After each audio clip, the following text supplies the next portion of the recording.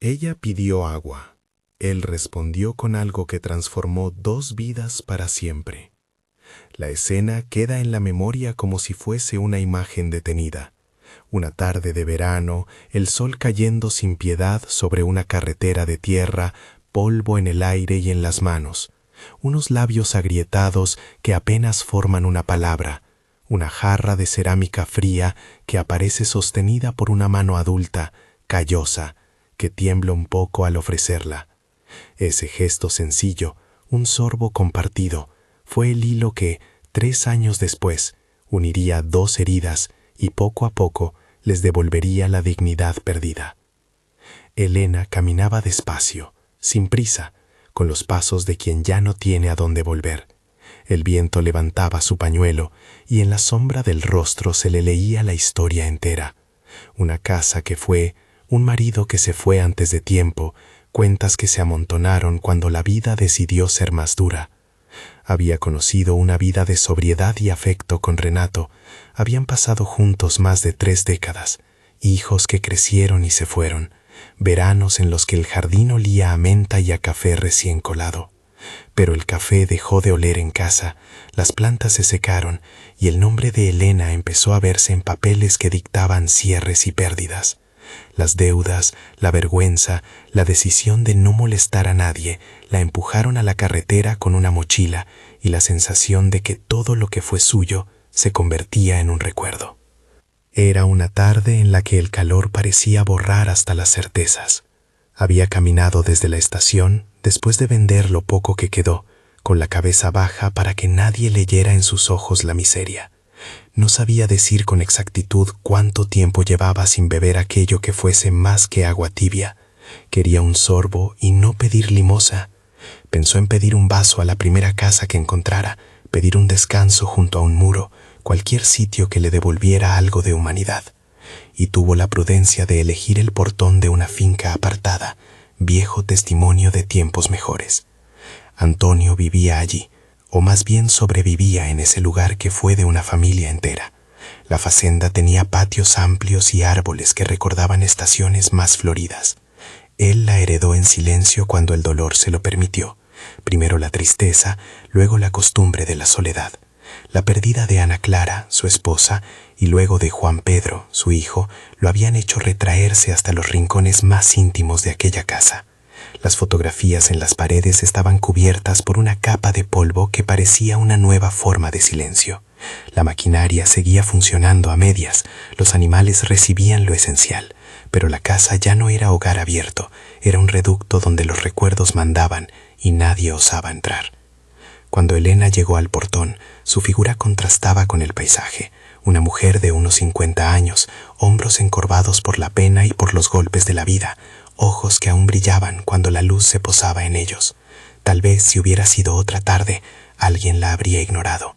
Tal vez habría pasado por un camino lateral, por un pueblo donde los rostros no se detienen. Pero aquella tarde, la vida estuvo del lado de la gentileza. No fue una escena de cine heroico ni un encuentro preparado por el destino. Ella vaciló. Él, desde el porche, notó la sombra al otro lado del portón. Observó cómo aquella mujer empezó a humedecerse los labios con la punta de la lengua, un gesto tan humano que nadie podría fingir. Antonio abrió la puerta sin otra intención que ofrecer lo que aún le quedaba de humanidad. Una estancia sin preguntas, un vaso de agua. Ninguno de los dos supo en el momento que ese gesto marcaría una ruta de regreso a la vida. La jarra que él sostuvo tenía restos de una cocina antigua, manchas de té de otras mañanas, un leve olor a limón, pero una frescura que pareció milagrosa para Elena. Ella tomó la jarra con manos que no querían molestia y bebió lento, como si guardara en cada trago la posibilidad de volver a creer. El agua bajó por su garganta seca y en su rostro se dibujó un alivio contenido, una tregua contra la fatiga. No hubo preguntas incómodas, ni condena, solo una mano extendida que era suficiente. En ese intercambio silencioso, ambos sintieron algo romperse y al mismo tiempo abrirse. La invitación a pasar no fue un ofrecimiento grandilocuente. Antonio dijo con voz rasposa por el polvo y por el tiempo: «Si quieres, puedes quedarte esta noche. Hay un cuarto pequeño, comida». No hubo formalidades. En su boca las palabras parecían un acto de hospitalidad antigua, más parecido a un deber humano que a una caridad con aplausos. Elena aceptó como quien se rinde a la única posibilidad que le queda de recuperar una mínima tranquilidad. Aquella noche, ambos compartieron una mesa atropellada por la rutina. Pan duro que recobró significado al acompañarlo con la conversación trivial que ofrecen dos desconocidos que, sin proponérselo, entran en la vida del otro.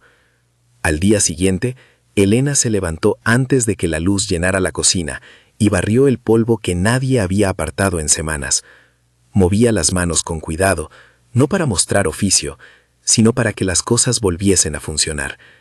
Empezó por lo básico: trapeó el suelo, ordenó cajas, organizó el alacén con un sentido práctico que hacía que todo parecía posible.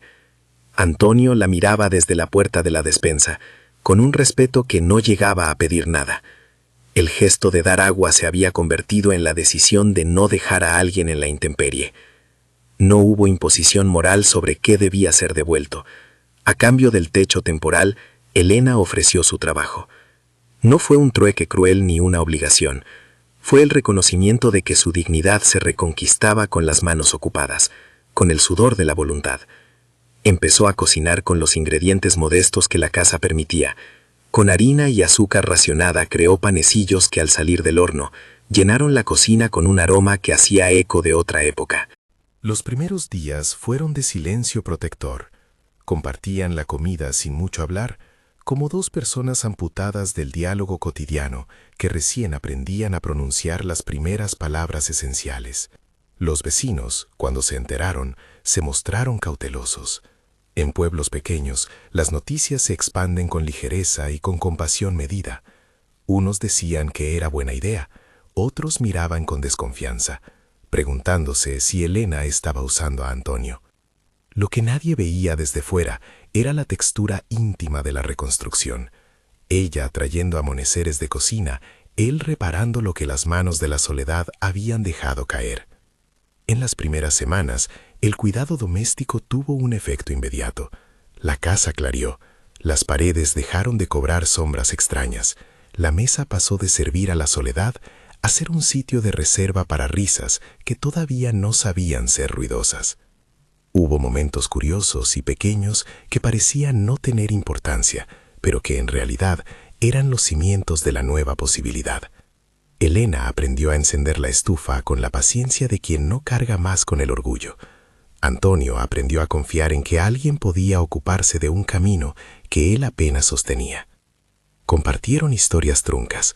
Ella hablaba con sencillez de Renato, de cómo en los últimos meses el marido había preferido no preocuparla con problemas que luego fueron más grandes. Él, en cambio, moderaba los recuerdos de Ana Clara, siempre en un tono reverente, sin dramatismos.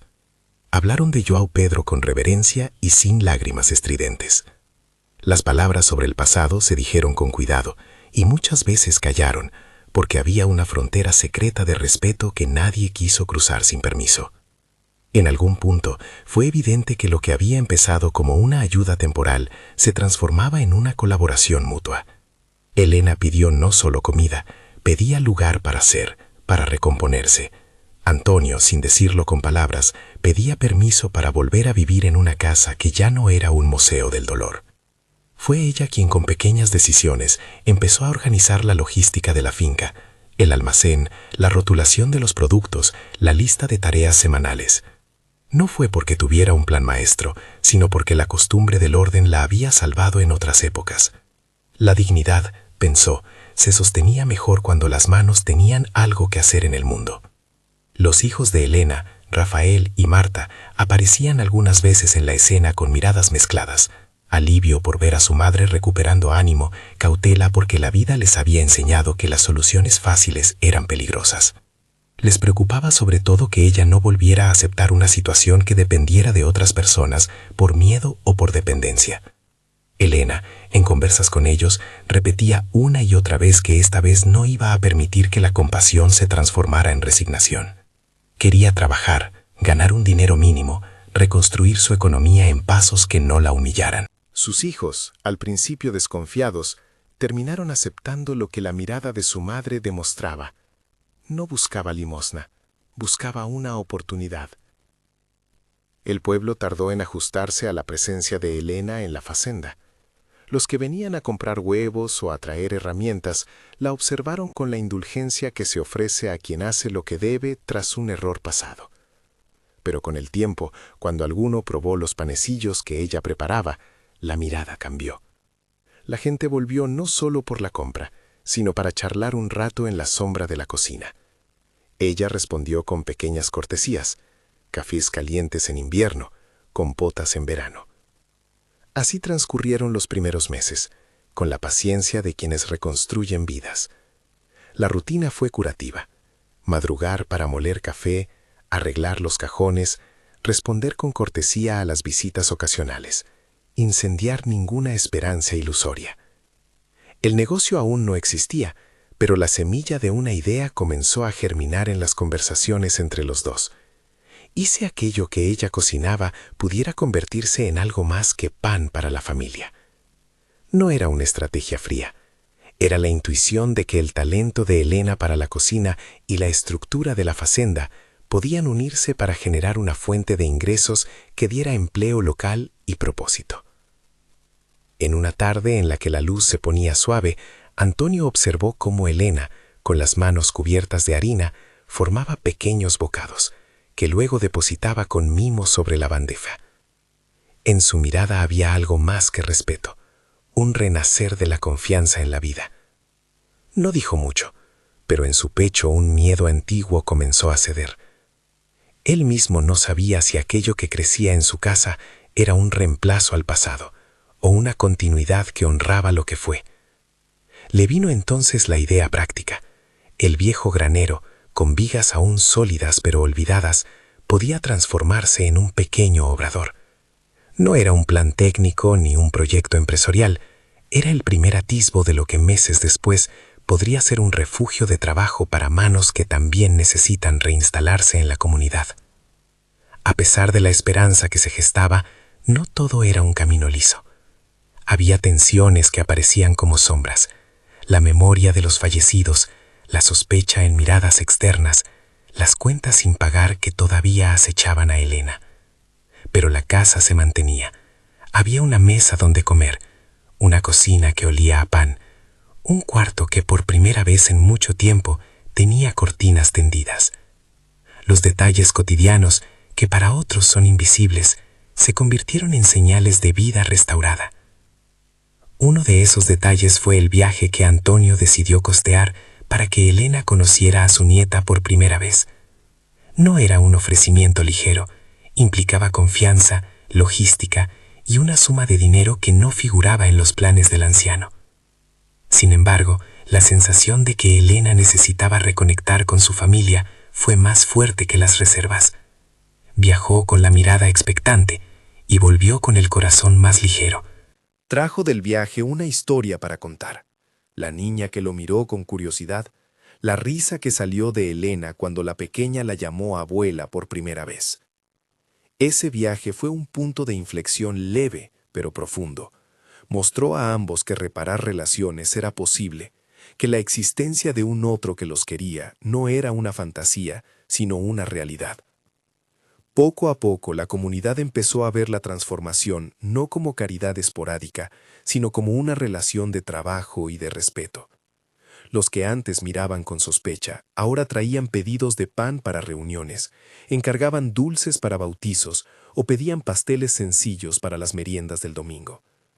No todo era abundancia, los ingresos eran modestos, el mercado local pequeño, las cuentas seguían exigiendo atención. Pero cada venta llevaba algo más que dinero. Llevaba el testimonio de que una mano que fue tendida puede generar movimiento en un pueblo entero. En la cocina, Elena estaba atenta a cada textura, a la forma en que la masa respondía, al punto exacto del azúcar. Sus manos habían aprendido a traducir la necesidad en obra. El obrador del que hablaban era todavía una palabra en el aire. Sin embargo, los dos sabían que la fazenda tenía un potencial que no se agotaba en la nostalgia. Empezaron a pensar en etapas. Primero, consolidar la producción casera, luego formalizar lo básico, dejar registro de los productos, proponer trabajo a quienes lo necesitaran. Era un plan con pasos humildes, pero a los ojos de Elena y de Antonio era una promesa que les devolvía un sentido de futuro. Las personas que entraban y salían de la cocina dejaban impresiones.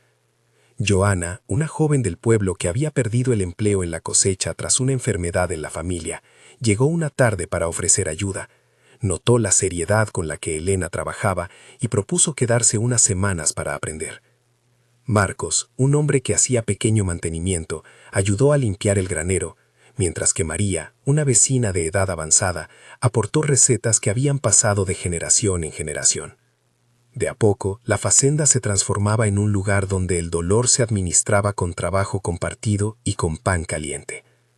Hubo también resistencias inesperadas. Algunas voces del lugar murmuraban que no era bueno mezclar lo personal con lo económico. Otros recordaban antiguas rencillas de familia que ponían obstáculos a una colaboración más amplia. En una comunidad pequeña, la confianza se gana en pequeñas cuotas y se pierde en un suspiro. Pero la perseverancia de Elena, su normalidad sin aspavientos, combinada con la disposición de Antonio para dejar actuar a otros en el manejo de la propiedad, fueron la argamasa que permitió avanzar. Mientras esos meses pasaban, la relación entre ellos fue tejiéndose de manera natural. No fue una historia de amor repentino, ni un remedio milagroso. Fue el lento reconocimiento de que dos personas maduras, heridas por pérdidas, podían encontrar en la compañía del otro una manera de seguir. Había silencios largos que no molestaban, risas que emergían sin esfuerzo, gestos cotidianos de cuidado que cada vez pesaban menos como favor y más como presencia elegida. La confianza se construía día a día y se medía en pequeños hitos: una factura pagada, un pedido cumplido, la visita sorpresiva de alguien que traía un consejo útil. Y sin embargo, en la casa, en la finca, en el corazón de ambos, algo seguía pendiente. El pasado no se borraba. Las fotografías sobre la chimenea seguían asomando como testigos mudos. Antonio guardaba la costumbre de hablar con el viento en los mismos términos en los que antes hablaba con su mujer, y Elena aún guardaba cartas de Renato en un cajón. Esas heridas no serían cerradas de la noche a la mañana. La sanación apareció en pequeñas fisuras, en la repetición de días donde el alimento y la compañía hacían que la vida dejara de ser una carga insoportable. La historia de aquel primer vaso de agua había corrido ya por el pueblo como una anécdota de quién sabe qué. Algunos la repetían como ejemplo de solidaridad, otros como el inicio de algo más complejo. Pero nadie esperaba lo que estaba por venir. Un sobre amarillo, entregado por una mujer de mirada firme llamada Beatriz, que guardaba en su interior la voz de alguien que ya no estaba, y que con pocas palabras tendría el poder de abrir de nuevo un corazón cerradamente. Esa carta estaba por llegar. Antonio, sin saber aún su existencia, había empezado a volver a conversar con la vida. Elena, con las manos en la masa, comenzaba a creer en un futuro que pudiera sostenerla. En el aire flotaba la idea de convertir la cocina en algo más, de levantar un obrador que diera trabajo y esperanza. Y mientras trabajaban y soñaban, la tarde que Beatriz había recorrido con un sobre en la mano se acercaba a la fazenda. El silencio antes de que suene el timbre era espeso. Las horas, hechas de trabajo y de pequeñas certezas, les habían regalado la tranquilidad de sentirse necesarios. Así, en una tarde en la que la luz dorada empezaba a alargar las sombras, un coche se detuvo en la entrada. La figura que descendió traía en la mano un sobre con la caligrafía de otros tiempos. Sus brazos no temblaban por la edad, sino por la responsabilidad de ser portadora de un mensaje que podía alterar lo que ambos habían empezado a reconstruir. Antonio, que desde hacía semanas ignoraba la posibilidad de revivir ciertas memorias, vio el coche y una sensación que no había sentido en mucho tiempo le subió por la espalda. Anticipación y miedo mezclados. No es que el presente estuviera en peligro. Era más bien que la llegada de la carta podía abrir una puerta que algunos temen cruzar, la del pasado que reclama su lugar y presenta condiciones para la vida que se construye en el presente. Ambos se miraron únicamente una vez en la distancia, como reconociéndose en el mismo temor. El camino desde la cocina hasta el portón parecía en ese instante más largo que nunca. La mano de Antonio se posó en la madera del viejo portón. Sus nudillos blanquearon apenas. Beatriz avanzó por el sendero con paso firme y el sobre apretado contra el pecho. No dijo nada hasta llegar al umbral. En su rostro había compasión y el peso de una despedida que aún no terminaba de cocinarse en palabras. Dentro de la casa, Elena sintió un presagio y dejó caer la espátula con un leve golpe que resonó como un tambor. Antonio abrió la puerta sin grandilocuencia. La voz de Beatriz, al decir su nombre, fue un eco que reabrió heridas y al mismo tiempo dejó entrever una posible cura. El sobre cambió de manos. Las tardes siguientes serían distintas, pensó alguien, sin saber todavía de qué manera exactamente. El ruido de la vida cotidiana guardó silencio por un instante. Afuera, los árboles observaban sin intervenir. En ese punto de la historia, con el sobre todavía cerrado en la mano de Antonio y la brisa moviendo las cortinas de la cocina, la vida se detuvo un segundo para respirar. Había trabajo por delante, panes en el horno, la promesa de un obrador en palabras que aún no se habían materializado, y una carta que portaba el eco de una voz que ya no estaba, pero que conocía el corazón mejor que nadie. La pregunta que empezó a rondar en la cabeza de ambos fue la misma, aunque en distintas formas. ¿Están dispuestos a abrir lo que el pasado les pide, sabiendo que su presente ya ha cambiado? Si esta historia te toca, deja un like y suscríbete para recibir más relatos que nos recuerdan el poder de un gesto. Antonio cerró la puerta con la carta todavía temblando entre los dedos. No la abrió de inmediato. Sostuvo ese sobre como quien oye un latido que viene de lejos y le exige atención. Afuera, la luz del atardecer parecía más cálida, como si quisiera envolver de ternura todo aquello que en la casa había empezado a recomponerse. Entró a la cocina sin prisa, la madera crujió como siempre, y el olor a pan recién hecho parecía pedir permiso para seguir siendo feliz. Se sentó en la mesa, y por primera vez desde que la carta llegó a sus manos, permitió que la curiosidad venciera el pudor. Desdobló el papel con los bordes gastados y encontró la letra de Ana Clara, trazos conocidos, humildes y directos, como si ella hubiese estado escribiendo para alguien que aún podía entenderla. No había reproches, ni grandes palabras de consuelo. Había instrucciones cariñosas, recuerdos cotidianos y una petición clara y sencilla que parecía hecha para templar las costillas del alma. Decía en pocas líneas que la vida no es un altar donde se deja el pasado para siempre. Pedía que volviera a vivir, que abriera la casa, que dejara entrar la gente, que no permitiera que el dolor volcara en soledad lo que antes había sido compañía. Al leer esas palabras, Antonio sintió un deshielo lento. Las lágrimas no le llegaron de golpe, ni fueron un torrente, se deslizaron en silencio, como si cada línea fuera una llave abriendo una cerradura oxidada. Elena lo miró desde la cocina, y en la calma de su rostro había una mezcla de respeto y de compasión. No pronunciaron comentarios al principio. La carta actuó como un testigo que no necesitaba intérpretes. Cuando él cerró el papel y lo dejó sobre la mesa, la casa pareció respirar con él. Beatriz se quedó unos minutos más. Dio la sensación de quien trae noticias que no le pertenecen, pero que reconoce como necesarias. Se sentó, bebió un sorbo de café y habló de Ana Clara como si estuviera explicando el carácter de un paisaje, suave, persistente, con la costumbre de cuidar de los demás. Contó que en sus últimos meses Ana Clara había conocido la fragilidad de la muerte, pero también que, con plena lucidez, había escrito aquellas líneas para quien sabía que podría necesitar una brújula. «Vive, Antonio», le había pedido ella. No fue un mandato, fue un permiso, y eso, más que consuelo, encendió una posibilidad. Los días siguientes no se trataron de milagros, sino de decisiones pequeñas. La carta no borró el dolor, pero dio una orientación. Podían existir gestos que honraran la memoria sin convertirla en cárcel. Antonio guardó el papel en el cajón de las cucharas, junto a otros papeles cotidianos, como si esconderlo allí fuera protegerlo y al mismo tiempo hacerlo presente en lo banal. Desde entonces hubo en su andar una atención nueva. Abrió ventanas que llevaba años manteniendo cerradas, se interesó por las tareas de la casa y empezó, con cautela, a conversar con los vecinos. La idea de transformar el granero no nació de un plan minucioso, sino de una conversación con Osvaldo una tarde de invierno. Osvaldo, que conocía cada viga y cada años en la finca, propuso limpiar el viejo espacio para hacerlo operativo, no para competir con nadie, sino para ofrecer empleo a quienes lo necesitaran. Fue una sugerencia práctica y de bajo vuelo. Arreglamos el piso, traemos una mesa grande, una batidora y empezamos con lo básico, dijo. Eso fue suficiente. No pidieron permisos sofisticados ni promesas de crecimiento vertiginoso. Comenzaron por el primer paso visible, recuperar el lugar.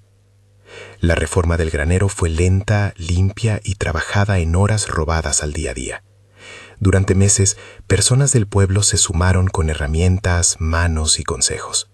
Hubo jornadas de trabajo en las que la lluvia obligó a detenerse y otras en las que el sol permitió avanzar con rapidez. Los tablones se lijaron, las puertas se apantallaron contra el polvo, se instaló una mesa central robusta donde las manos pudieron trabajar sin apuro. El olor a serrín se mezcló con el de la harina y poco a poco el granero fue perdiendo su aura de abandono para convertirse en un obrador humilde. La compra de equipamiento fue, sobre todo, un ejercicio de prudencia. No hubo una inversión milagrosa, sí hubo decisiones cuidadosas. Una batidora de segunda mano encontrada en la ciudad, una hornilla que funcionaba aunque con carácter temperamental, bandejas compradas a plazos. Algunos materiales llegaron por intercambio. Marcos dejó su tiempo a cambio de comidas. María aportó ollas de su casa. Y Joana, la joven aprendiz, ayudó con la limpieza diaria para aprender los secretos de la pastelería casera.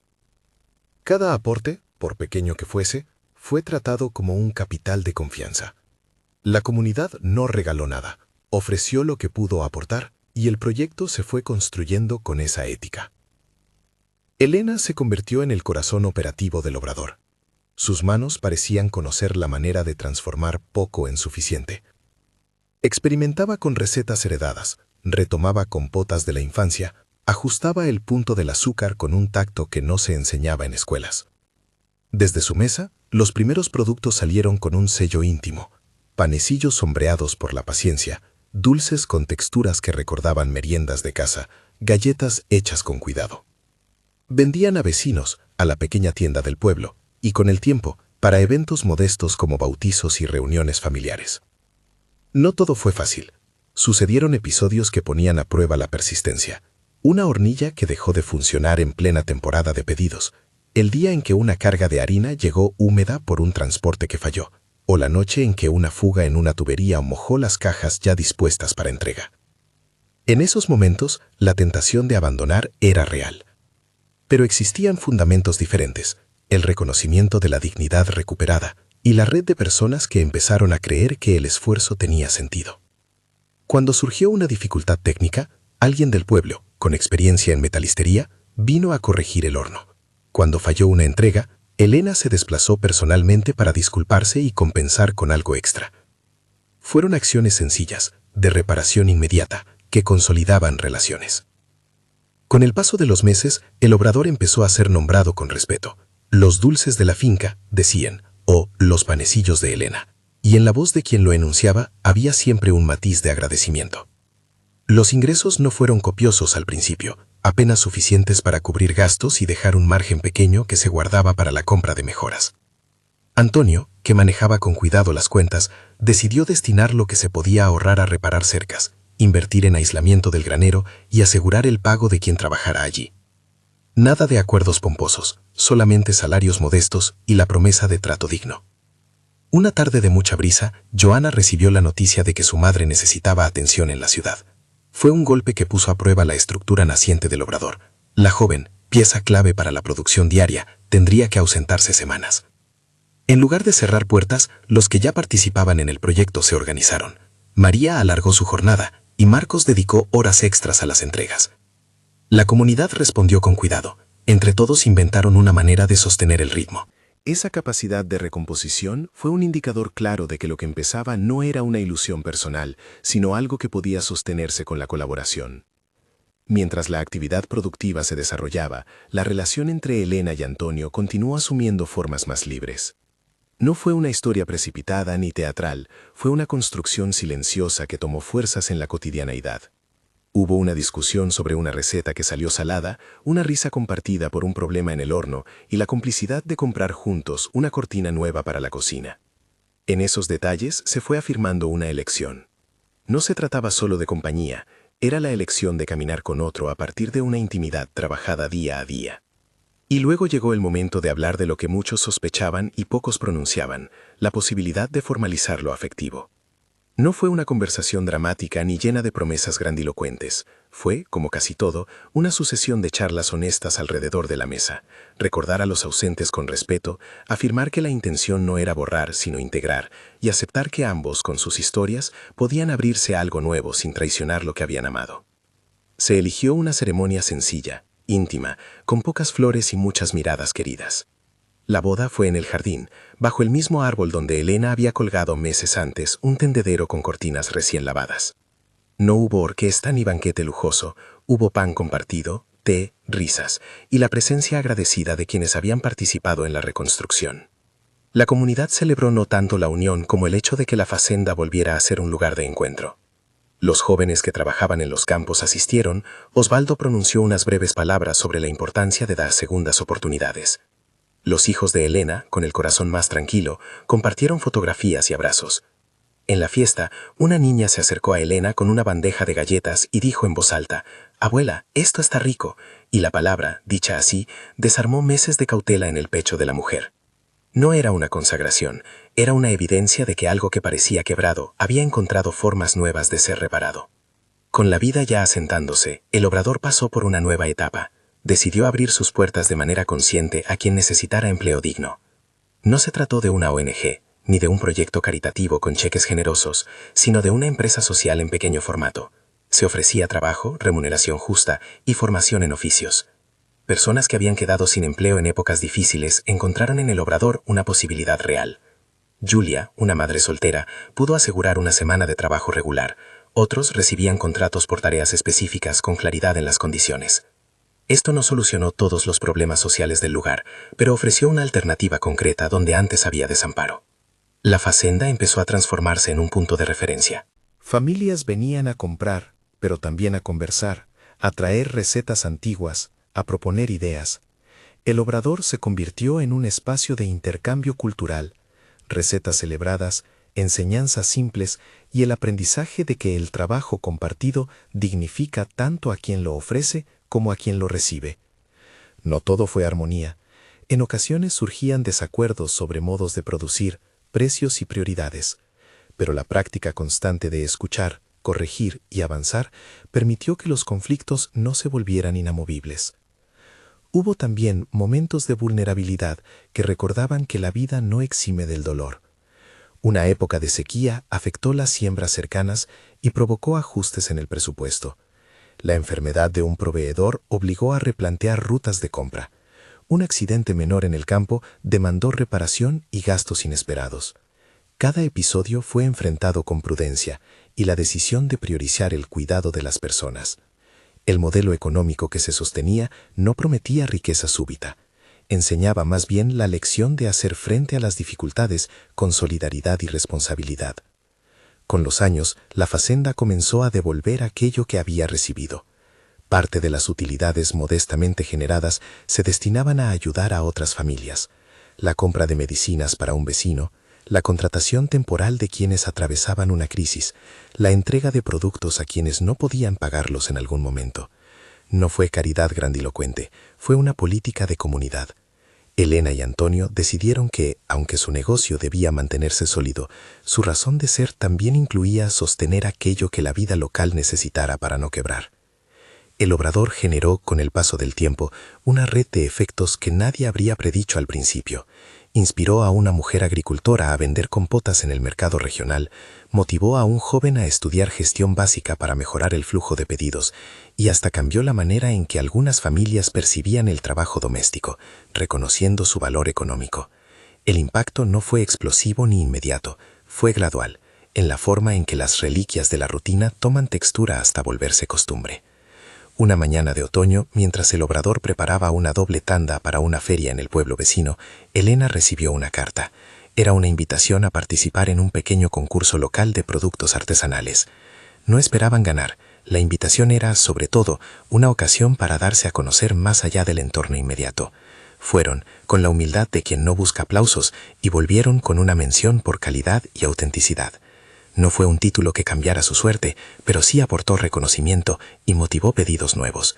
Cada paso, por pequeño que fuese, contribuyó a la confianza colectiva. Los años enseñaron que la sanación no es una línea recta. Hubo días en que la nostalgia por los que se fueron se hacía presente con fuerza y otros en que la alegría brotaba franca y sencilla. En una de esas tardes, Antonio y Elena se encontraron en la veranda, con tazas de té humeante y silencios que ya no eran incómodos. Miraron el camino que llevaba al granero, los niños que corrían entre la hierba y las manos laboriosas que llevaban cajas de productos. Antonio tomó la mano de Elena y, sin grandes palabras, agradeció la compañía. Ella le devolvió la mirada y, en un gesto que venía de lejos, posó la otra mano sobre la suya. No fue la declaración de un romance idílico, fue la constatación de dos personas que habían elegido reconstruirse juntas, con respeto por lo que cada uno había perdido. Con el tiempo, más familias se beneficiaron de acciones concretas promovidas desde la Facenda. Se organizaron talleres de cocina para jóvenes, se ofrecieron micropréstamos a bajo interés para quienes quisieran comenzar una pequeña producción familiar y se facilitaron colaboraciones con la escuela del pueblo para que los estudiantes conocieran procesos productivos. Cada iniciativa se pensó con la premisa de dignidad, ofrecer vías de trabajo, no limosnas que apagaran la iniciativa. Ese enfoque de trabajo digno se convirtió en la marca de la Facenda. No solo dulces y pan, sino una manera de concebir la economía local. La memoria de Renato y de Juan Pedro siguió presente, no como una condena, sino como parte de la narración familiar. En los rincones, las fotos permanecían, pero ya no eran objetos para llorar exclusivamente. Eran testimonios para contar historias a las nuevas generaciones. Los niños de la comunidad, con naturalidad, preguntaban por los que ya no estaban, y las respuestas eran dadas con honestidad. Hablar de pérdida y al mismo tiempo mostrar cómo se puede seguir viviendo con cariño. Esa honestidad fue quizá uno de los regalos más sutiles del proceso. En el epílogo de esta convivencia larga, llegó un día en que la Facenda organizó una pequeña feria de aniversario. Se celebraban 3 años desde aquella tarde en que una mujer había pedido agua. Hubo puestos, música sencilla y un estrado templado, donde algunos hablaron de la importancia de actos que no se quedan en palabras. Osvaldo recordó la primera vez que recogieron una viga suelta del granero. Joana contó cómo el trabajo le había devuelto la posibilidad de soñar para su hijo. Marcos habló de la solidaridad que había encontrado en el pueblo. Al final, Elena y Antonio se felicitaron por lo conseguido, pero no con orgullo, con gratitud por las manos que hicieron posible la transformación. La estación ya mostraba los colores de la madurez cuando en la última escena ambos se sentaron en la vieja escalera de la casa, viendo el atardecer. El aroma a pan, que tantas veces les había anunciado la esperanza, flotaba en el aire. Antonio tomó una cajita con dulces que alguien había mandado como regalo de agradecimiento de otra comunidad y ofreció uno a Elena. Ella sonrió y dijo algo sencillo, que todo había comenzado con un sorbo de agua y con una mano que decidió no mirar hacia otro lado. Él replicó que, sin la voluntad de ella de ponerse a trabajar, nada de eso habría sido posible. No hubo intención de reivindicar méritos, hubo reconocimiento mutuo. Casi al final de la jornada, con la noche acercándose como una manta tranquila, Elena habló de algo que había aprendido en aquel tiempo, que la fe no es una fórmula, sino una práctica. No es esperar que todo se arregle, dijo, es poner las manos en lo que hay y hacerlo con amor. Antonio asintió. En esa frase cabe el núcleo de la narración. El gesto inicial fue el disparador, la respuesta la condición, el trabajo la forma de restituir la dignidad, y la comunidad el lugar donde esa dignidad encontró sentido. Para cerrar, una breve oración. Señor, gracias por las manos que se atreven a ayudar y por los corazones que se abren a recibir. Bendice a quienes ofrecen techo, alimento y trabajo. Acompaña a quienes buscan recomenzar con dignidad. Que nuestras pequeñas acciones se conviertan en red para quien camina solo. Amén. Si conoces a alguien que necesite escuchar que la vida puede empezar de nuevo con un gesto, comparte esta historia y comenta abajo una experiencia similar. Tu palabra puede ser la jarra de agua que alguien necesita.